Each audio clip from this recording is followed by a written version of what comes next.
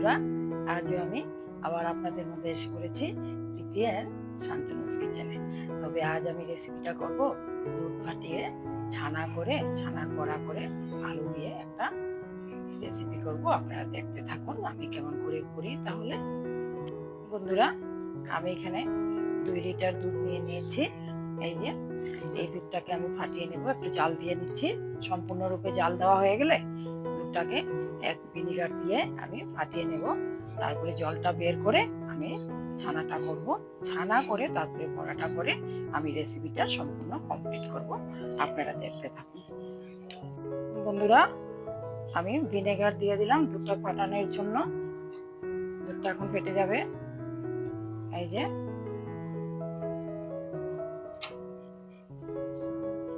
এই দেখুন,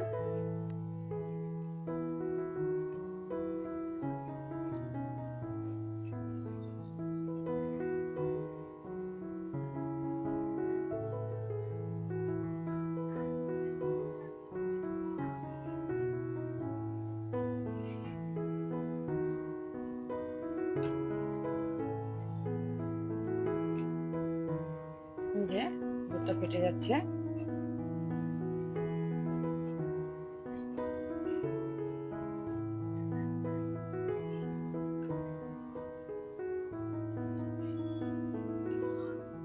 দেখুন, এই যে ফেটে গেছে।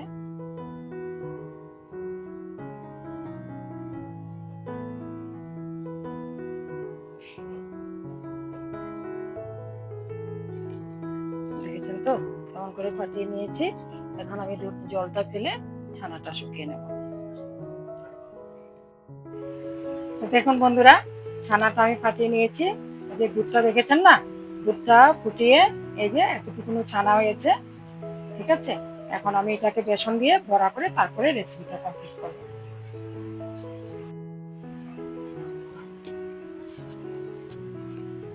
এই যে এখানে আমি 1 চা চামচ বেসন দিয়ে দিলাম। এই যে আর ধরুন না, আর একটু দেবো। এই যে এইটুকুনি আমি বেসন দিলাম।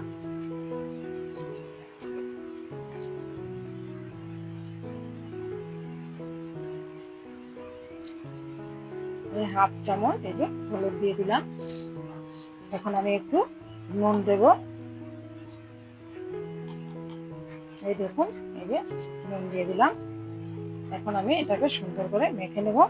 এদিকে আমি প্যানে তেলটা গরমে দিয়ে দিই। দেখুন বন্ধুরা, তেলটা দিয়ে দিলাম বড়াটা ভাজার জন্য।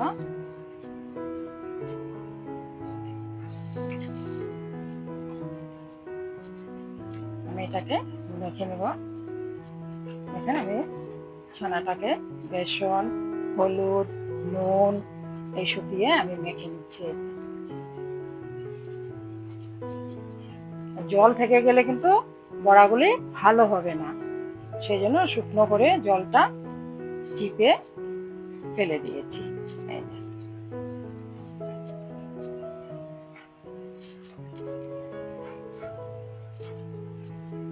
দেখুন বন্ধুরা, আমি ছানাটা মেখে নিয়েছি হলুদ, নুন, বেসন এইসব দিয়ে। এখন আমি বড়াগুলি করে নেব। দেখুন, এই যে এইভাবে দিয়ে দিন।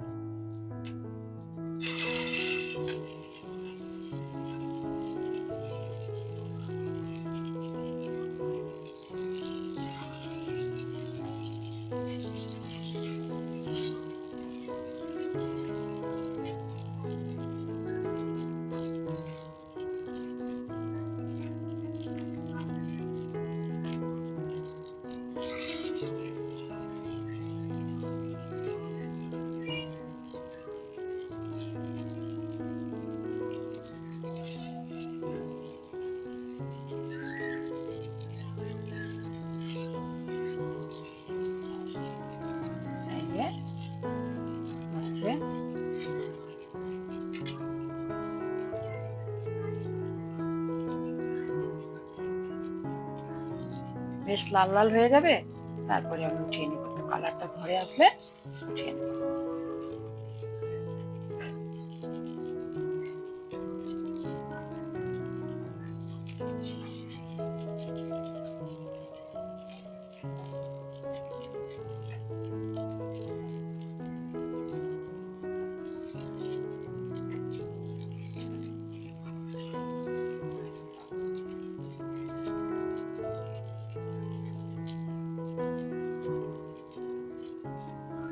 উঠে এসছে কালার, উঠিয়ে নিচ্ছি আমি।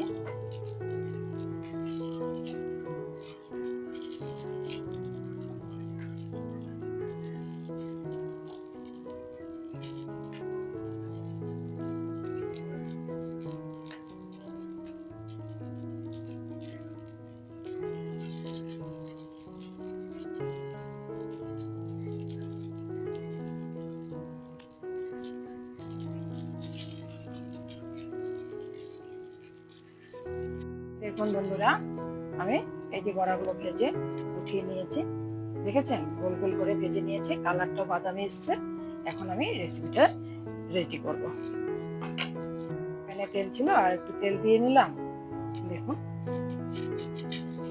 এখন আমি ফোড়নে দেব কালো জিরে।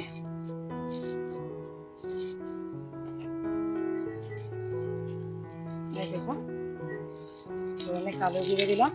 চাইলে আপনারা 5 ফোড়নও দিতে পারেন, গোয়া মসুরি দিয়েও দিতে পারেন। আমি ফোড়নে কালো জিরে দিলাম, আর সেদ্ধ করে রাখা এই আলুগুলো দিয়ে দিলাম। এখন আমি একটু সাঁতলিয়ে নেব। এই যে আমি একটু সাঁতলাচ্ছি।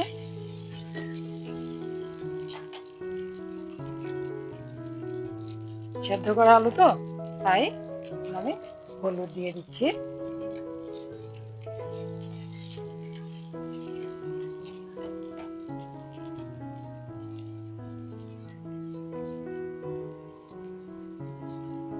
কুচি করে রাখা এই যে কাঁচা লঙ্কাটাও দিয়ে দিলাম।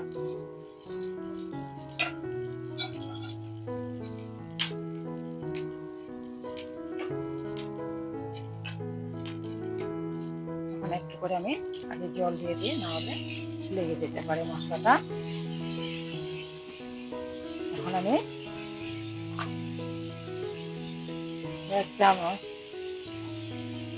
এই যে একটু দিলাম আমি ধনে গুঁড়ো।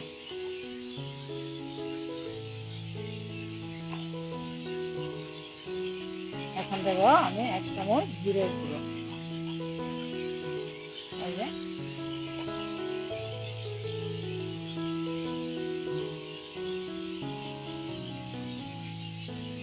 এখন আমি দিব লাল লঙ্কা গুঁড়ো।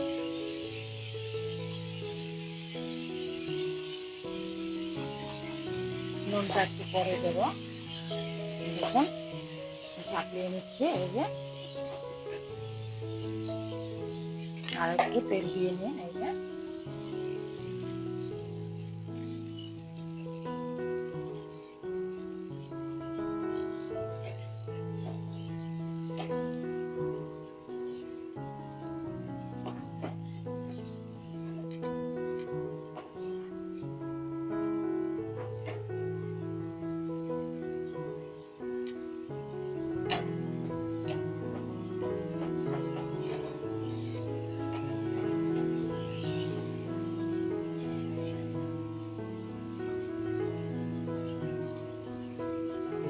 আমি নুন দেব। নুনটা চাইলে আপনাদের স্বাদ অনুসারেই দেবেন। ঠিক আছে, আমি এইটুকুনি দিচ্ছি। এই দেখুন, আপনারা আপনাদের স্বাদ অনুসারেই দেবেন। এই দেখুন কালারটা কেমন হয়ে আসছে।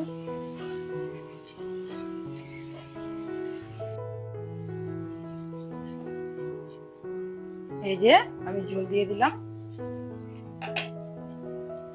এখন বন্ধুরা, এই যে তরকারির ঝোলটা ফুটে উঠেছে। এখন আমি বড়াগুলো দেবো।